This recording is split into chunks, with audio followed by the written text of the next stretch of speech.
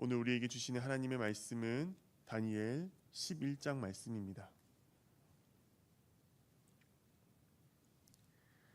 다니엘 11장 말씀을 교독하겠습니다.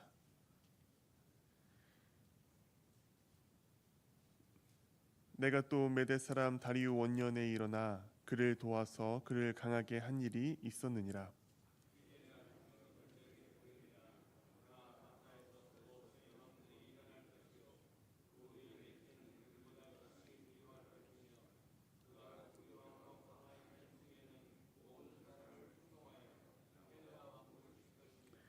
장차 한 능력 있는 왕이 일어나서 큰 권세로 다스리며 자기 마음대로 행하리라.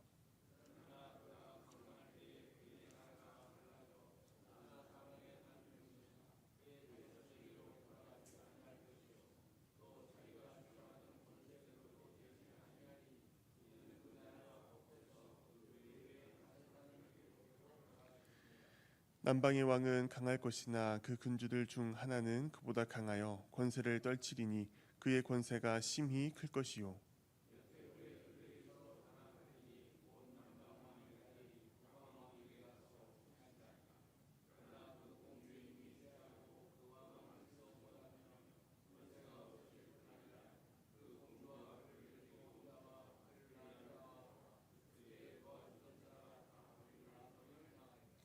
그러나 그 공주의 본 족속에게서 난 자 중에 한 사람이 왕위를 이어 권세를 받아 북방 왕의 군대를 치러 와서 그의 성에 들어가서 그들을 쳐서 이기고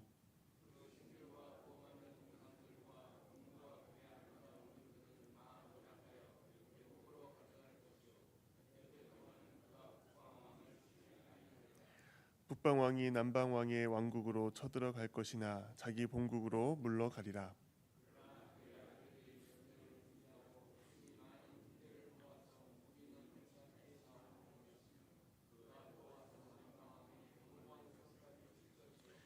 남방왕은 크게 노하여 나와서 북방왕과 싸울 것이라. 북방왕이 큰 무리를 일으킬 것이나 그 무리는 그의 손에 넘겨준 바 되리라.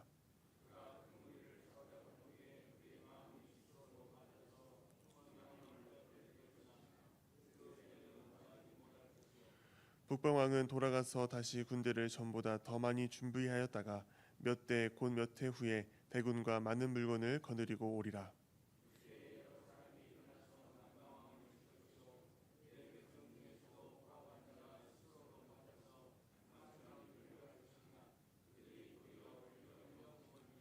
이에 북방왕은 와서 토성을 쌓고 견고한 성읍을 점령할 것이요 남방 군대는 그를 당할 수 없으며 또 그가 택한 군대라도 그를 당할 힘이 없을 것이므로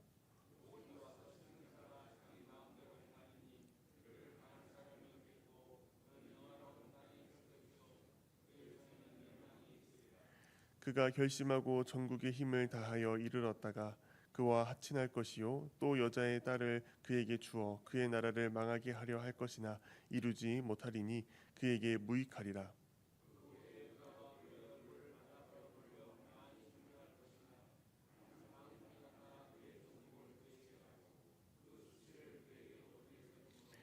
그가 드디어 그 얼굴을 돌려 자기 땅 산성들로 향할 것이나 거쳐 넘어지고 다시는 보이지 아니하리라.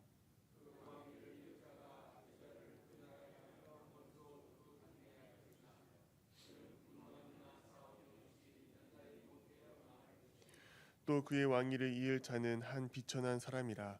나라의 영광을 그에게 주지 아니할 것이나 그가 평안한 때를 타서 속임수로 그 나라를 얻을 것이며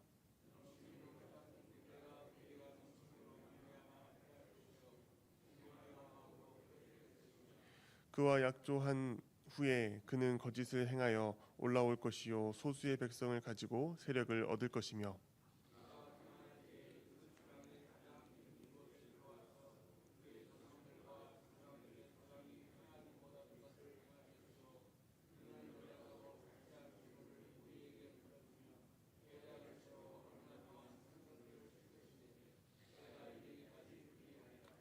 그가 그의 힘을 떨치며 용기를 다하여 큰 군대를 거느리고 남방왕을 칠 것이요 남방 왕도 심히 크고 강한 군대를 거느리고 맞아 싸울 것이나 능히 당하지 못하리니 이는 그들이 계략을 세워 그를 치민이라.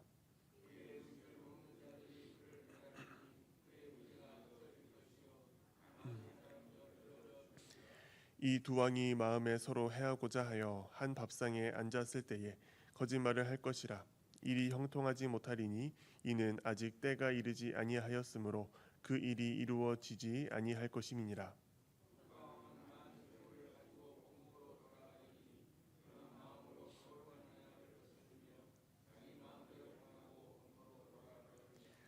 작정된 기한에 그가 다시 나와서 남방에 이를 것이나 이번이 그 전번만 못하리니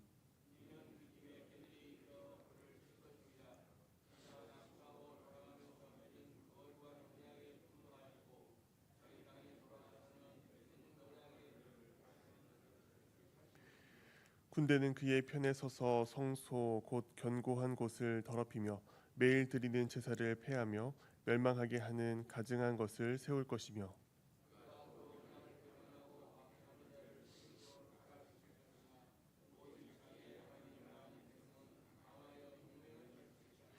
백성 중에 지혜로운 자들이 많은 사람을 가르칠 것이나 그들이 칼날과 불꽃과 사로잡힘과 약탈을 당하여 여러 날 동안 몰락하리라.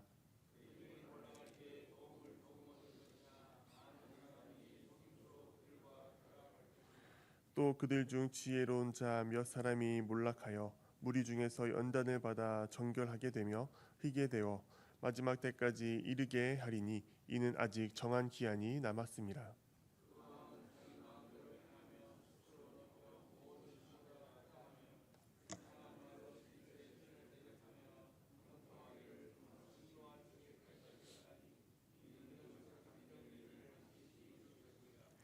그가 모든 것보다 스스로 크다 하고 그의 조상들의 신들과 여자들이 흠모하는 것을 돌아보지 아니하며 어떤 신도 돌아보지 아니하고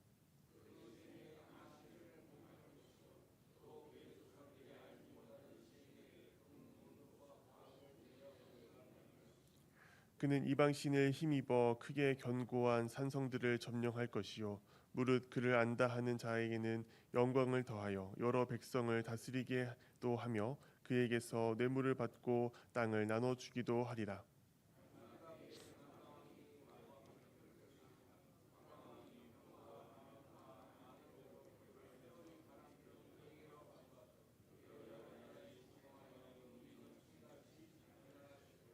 그가 또 용화로운 땅에 들어갈 것이요 많은 나라를 패망하게 할 것이나 오직 에돔과 모압과 암몬 자손의 지도자들은 그의 손에서 벗어나리라.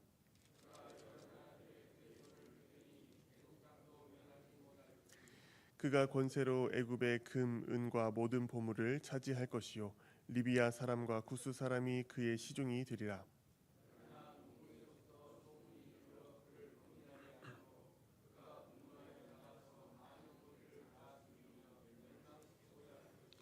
함께 읽겠습니다. 그가 장막 궁전을 바다와 영화롭고 거룩한 산 사이에 세울 것이나 그의 종말이 이르리니 도와줄 자가 없으리라. 아멘. 오늘 우리에게 주시는 다니엘 11장 말씀을 통하여서 하나님의 마음과 뜻을 깨달아 알아가는 귀한 시간이 되기를 간절히 소망합니다. 에스겔 11장은 다니엘 11장은 10장에서 이어지는 히데kel 환상이 이어지고 있는 말씀입니다. 1절에서 천사 가브리엘이 미가엘 천사를 도와 강하게 하였다라고 말씀을 하고 있으며 바벨론 제국이 무너지고 메데 바사 제국이 세계를 제패한 539년의 일, 이때 천사 가브리엘이 미가엘을 도왔다라고 말하고 있습니다. 이는 눈에 보이는 세상의 모든 일도 하나님께서 천군과 천사를 보내어 하나님의 뜻대로 인도하신다라는 것을 1절 말씀에서 우리는 살펴볼 수 있습니다. 그 이어서 2절에서는 바사의 네 왕이 일어날 것을 예언하는데 이는 학자들은 고레스, 그 고레스 이후에 캄비세스, 세르메디스, 다리오 1세 이렇게 총 4왕이 세 왕이 일어나고 그리고 그 이후에 아하수에로 왕이 일어나게 될 것이다 라는 것을 우리에게 들려주고 있습니다.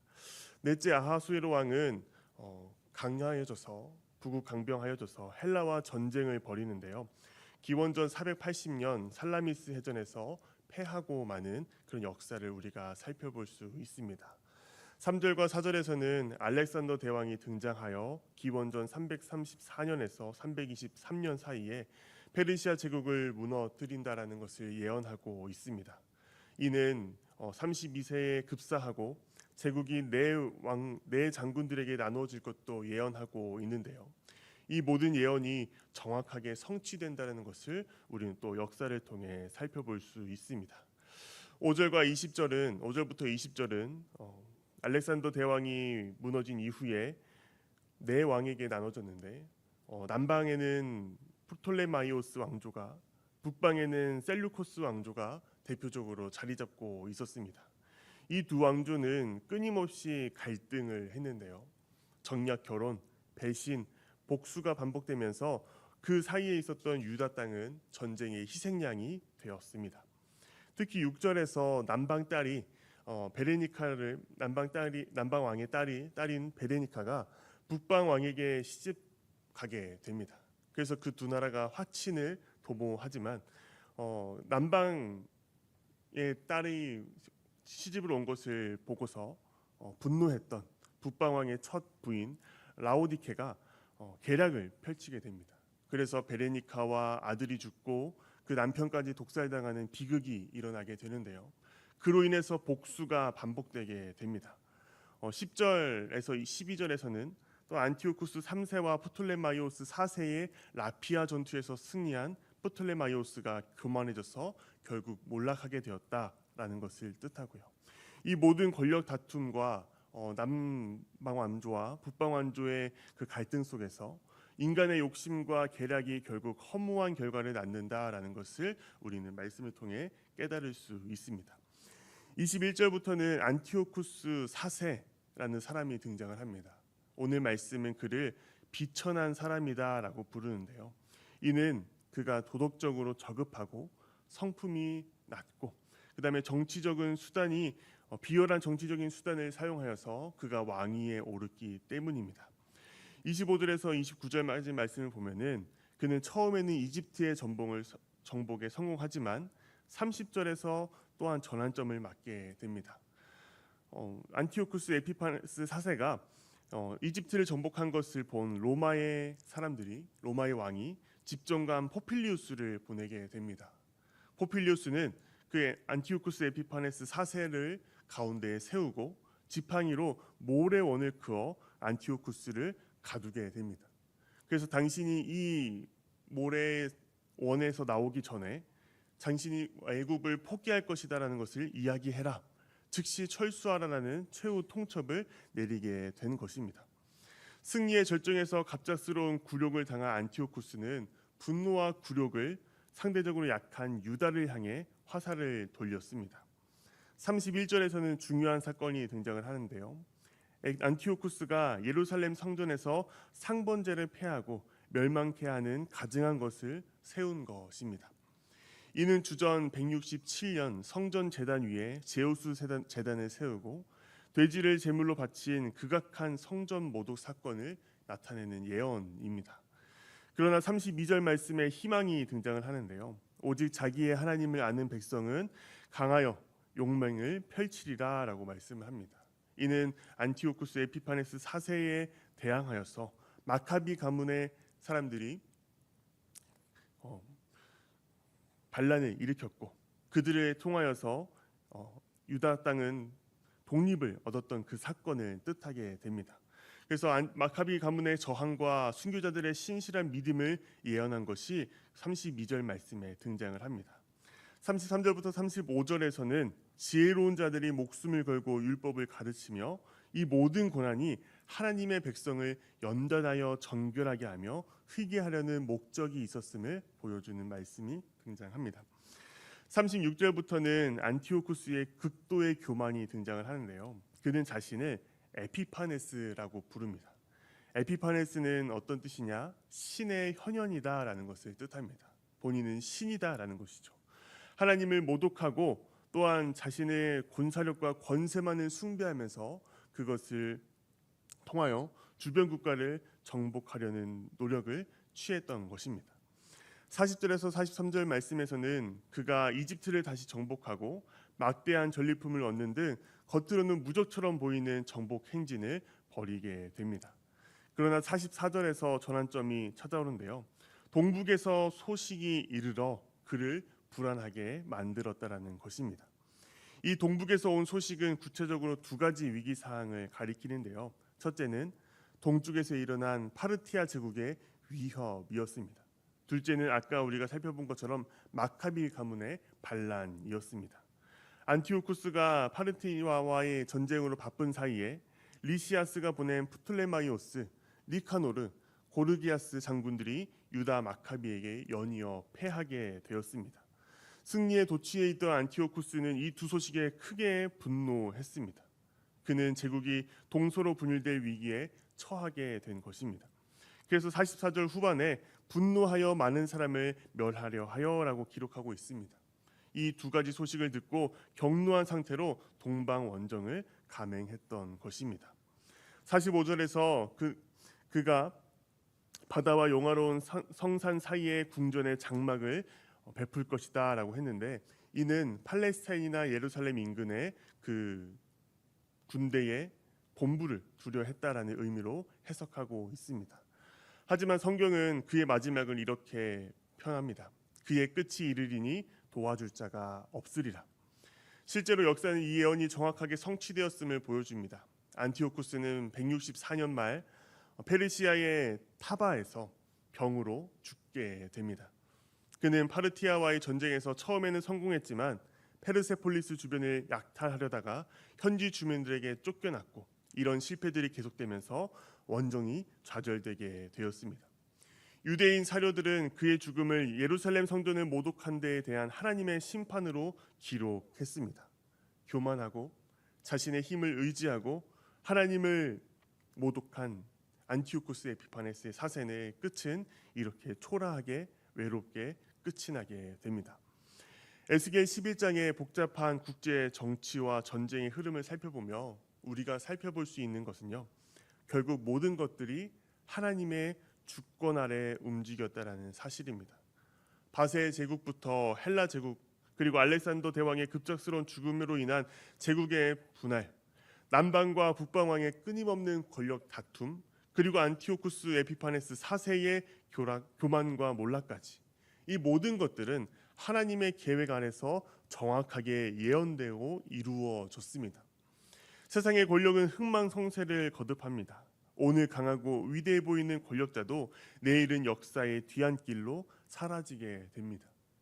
인간의 야망과 교활한 계략들이 잠시 성공하는 듯 보여도 마침내 하나님 앞에서는 무너지고 맙니다.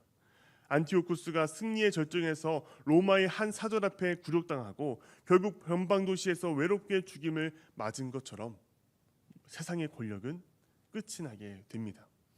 이것이 우리에게 주는 위로와 확신은 무엇입니까? 오늘 우리의 삶에도 보이는 곳에서 보이지 않는 곳에서 하나님의 섭리가 역사하고 계시다는 사실입니다. 하나님의 보이지 않는 손이 우리의 삶을 인도한다라는 것입니다. 현재 우리를 둘러싼 경제 상황이 불안해 보입니까? 물가는 오르고 일자리는 불안정하며 미래에 대한 걱정이 밀려옵니까? 기억하십시오. 바사 제국도 헬라 제국도 프톨레마이오스 왕조도 셀류코스 왕조도 안티오쿠스 에피파네스 4세도 하나님이 정하신 때에 일어났다가 사라졌다라는 것을 말입니다. 지금의 경제 위기도 국제 정세의 변화도 모두 다 하나님의 손안에 있습니다. 하나님의 계획하심과 하나님의 인도하심 가운데 있습니다. 우리가 할 일은 이 상황을 두려워하기보다 이 상황 가운데 좌절하기보다 그 안에 하나님의 주권을 신뢰하며 순종하고 하나님의 뜻 안에 머물러 말씀과 기도로 주님의 음성을 기울이며 오늘 주어진 하루를 성실하게 살아가는 것입니다. 우리가 오늘 하루를 살아가시면서 우리의 모든 삶이 하나님께 속해 있다. 하나님의 손이 우리의 삶을 인도한다라고 고백하며 말씀과 기도와 순종으로 살아가는 저와 여러분 되기를 간절히 소망합니다.